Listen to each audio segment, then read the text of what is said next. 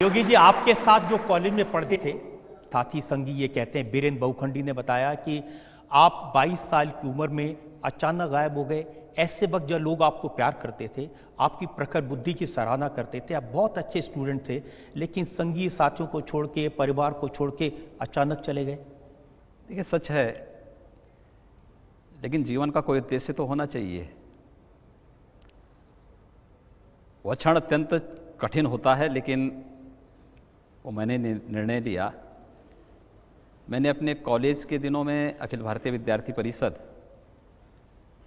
और इस दुनिया के सबसे बड़े स्वयंसेवी संगठन राष्ट्रीय स्वयंसेवक संघ की कार्यपद्धति को, राष्ट्र के प्रति उनके समर्पण के भाव को देखा तो मेरे मन में आया कि मुझे भी इस दिशा में कार्य करना चाहिए।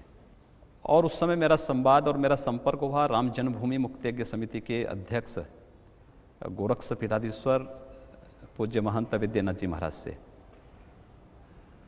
उन्होंने मुझे 2-3 बार गोरखपुर बुलाया, लेकिन मैं चूँकि विद्यार्थी परिषद और राष्ट्रीय स्वयंसेवक संघ के कार्यक्रमों के साथ इतना जुड़ा हुआ था कि समय नहीं मिल पा रहा था।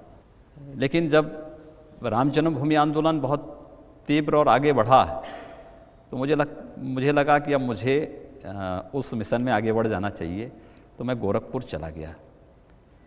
और बाद में ये मेरा सौभाग्य है कि गोरक्ष पीठाधीश्वर पूज्य महंत विद्यानाथ जी महाराज ने मुझे अपना शिष्य स्वीकार किया।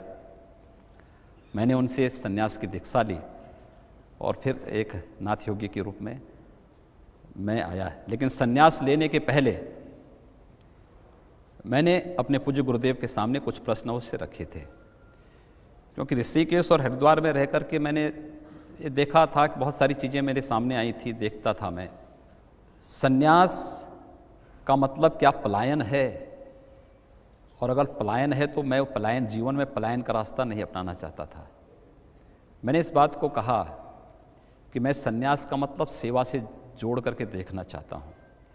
उन्होंने कहा कि गोरक्षपीठ जिस अभियान के साथ जुड़ी हुई है, एक बार तुम उसको देखो। तो 6 महीने का समय दिया उन्होंने मुझे, और मुझे लगा कि वास्तव में संन्यास का जो सही अर्थ है उसको गोरक्ष पीठाधीश्वर महंत विद्यानाथ जी महाराज जी रहे हैं।